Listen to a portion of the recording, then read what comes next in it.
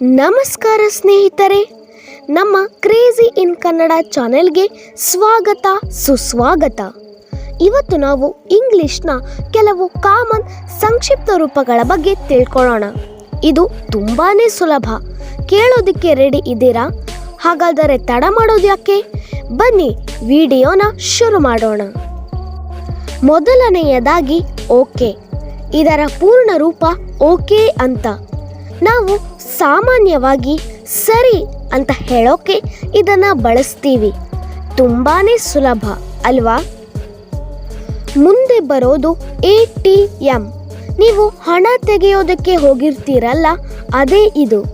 ಇದರ ಪೂರ್ಣ ರೂಪ ಆಟೋಮೇಟೆಡ್ ಟೆಲ್ಲರ್ ಮೆಷಿನ್, ಅಂದರೆ ಸ್ವಯಂಚಾಲಿತ ಹಣ ನೀಡುವ ಯಂತ್ರ. ಆಮೇಲೆ VIP. ಯಾರಾದರೂ ಮುಖ್ಯ ವ್ಯಕ್ತಿ ಇದ್ದರೆ ನಾವು ಅವರು VIP ಅಂತ ಹೇಳ್ತೀವಿ. ಇದರ full form very important person. ಅರ್ಥ ಆಯ್ತಾ? ಈಗ ASAP. ಯಾರಾದರೂ ಒಂದು ಕೆಲಸ ಬೇಗ ಮುಗಿಸಬೇಕು ಅಂದರೆ ASAP ಅಂತ ಹೇಳ್ತಾರೆ. ಇದರ ಅರ್ಥ ಆ್ಯಸ್ ಸೂನ್ ಆ್ಯಸ್ ಪಾಸಿಬಲ್, ಅಂದರೆ ಆದಷ್ಟು ಬೇಗ ಅಂತ. ನೋಡಿ, ಇಂಗ್ಲಿಷ್ ಸಂಕ್ಷಿಪ್ತ ರೂಪಗಳು ಎಷ್ಟು ಸುಲಭ ಅಲ್ವಾ? ಇವುಗಳನ್ನು ನಾವು ದಿನನಿತ್ಯದ ಮಾತುಕತೆಗಳಲ್ಲಿ ಬಹಳಷ್ಟು ಸಲ ಬಳಸ್ತೀವಿ.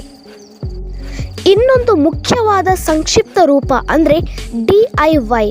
ನೀವೇನಾದರೂ ಸ್ವಂತವಾಗಿ ಮಾಡ್ತಾ ಇದ್ದರೆ ಅದನ್ನು DIY ಪ್ರಾಜೆಕ್ಟ್ ಅಂತಾರೆ. ಇದರ ಪೂರ್ಣ ರೂಪ ಡೂ ಇಟ್ ಯುವರ್ ಸೆಲ್ಫ್ ಅಂತ. ಹಾಗೆ FAQ ಅಂತ ನೀವು ವೆಬ್ಸೈಟ್ಗಳಲ್ಲಿ ನೋಡಿರ್ತೀರಿ. ಇದರ ಅರ್ಥ ಫ್ರೀಕ್ವೆಂಟ್ಲಿ ಆಸ್ಕ್ಡ್ ಕ್ವೆಶ್ಚನ್ಸ್, ಅಂದರೆ ಪದೇ ಪದೇ ಕೇಳಲಾಗುವ ಪ್ರಶ್ನೆಗಳು ಎಂದರ್ಥ. ಇಷ್ಟೇ ಸ್ನೇಹಿತರೆ, ನಾವು ಇವತ್ತು ಕೆಲವು ಸರಳವಾದ ಇಂಗ್ಲಿಷ್ ಸಂಕ್ಷಿಪ್ತ ರೂಪಗಳನ್ನು ನೋಡಿದ್ವಿ. ಇವುಗಳನ್ನು ನೆನಪಿಟ್ಟುಕೊಳ್ಳಿ. ನಿಮ್ಮ ದಿನನಿತ್ಯದ ಸಂವಹನಕ್ಕೆ ಇದು ತುಂಬ ಉಪಯುಕ್ತವಾಗುತ್ತೆ. ನಮ್ಮ ಈ ವಿಡಿಯೋ ನಿಮಗೆ ಇಷ್ಟ ಆಗಿದ್ರೆ ಲೈಕ್ ಮಾಡಿ, ಶೇರ್ ಮಾಡಿ, ಮತ್ತು ನಮ್ಮ ಚಾನೆಲ್ ಕ್ರೇಜಿ ಇನ್ ಕನ್ನಡಗೆ ಸಬ್ಸ್ಕ್ರೈಬ್ ಆಗೋದನ್ನು ಮರಿಬೇಡಿ. ಧನ್ಯವಾದಗಳು.